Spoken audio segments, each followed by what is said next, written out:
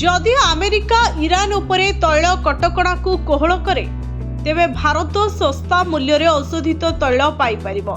यह भविष्यत में पेट्रोल एवं डीजेल मूल्य रे आश्वस्ति पाइबार आशा सृष्टि करुछे। अमेरिकार एक संभाव्य निष्पत्ति जोगु आगामी मासगुड़िकरे भारत में पेट्रोल एवं डीजेल मूल्य रे किछि आश्वस्ति मिल पारे। रिपोर्ट अनुसार जदि अमेरिका अगस्ट परे ईरान तेल क्रय उपरे छाड़ को बढ़ाए तेबे भारतीय राष्ट्रायत्त तैल कंपानी गुड़िक ईरान औषधित तैल क्रय पुणी आरंभ करिपारते। रिपोर्ट अनुसार अनेक भारतीय राष्ट्रायत्त तैल विशोधनागार पूर्वरु ईरान तैल जोगाणकारी आलोचना करुछन्ते। अगस्ट पर्यंत तैल जोगाण पई सेमानकर गुरुत्वपूर्ण चुक्तिनामा थिबा बेले जदि अमेरिकार छाड़ बढ़ा जाए एवं ईरान तेल सस्ता हुए तेबे भविष्यत में क्रय पुणी आरंभ हो पारे। ईरान तेल कहीं गुरुत्वपूर्ण आसतु जानिबा। ईरान विश्वर सबुठारु बड़ औषधित तैल उत्पादनकारी देशमानक मध्यरु गोटिए।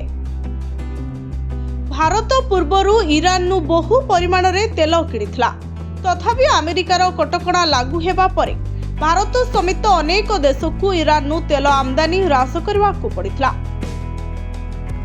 एबे जदि अमेरिका कटकणा को आहुरी सहज करे किंबा छाड़ अवधि वृद्धि करे तेबे ईरान तेल भारत को तार पथ पुनर्बार खोली पारे।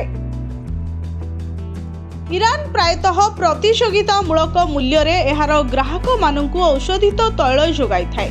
जदि भारतीय कंपानी गुड़िक सेठारु कम मूल्य रे तेल किणते तेबे सेमानकर खर्च ह्रास होई पारे।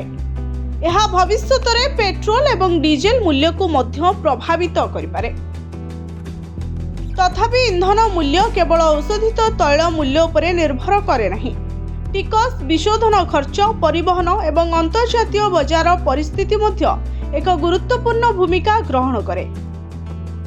ब्यूरो रिपोर्ट, सन न्यूज।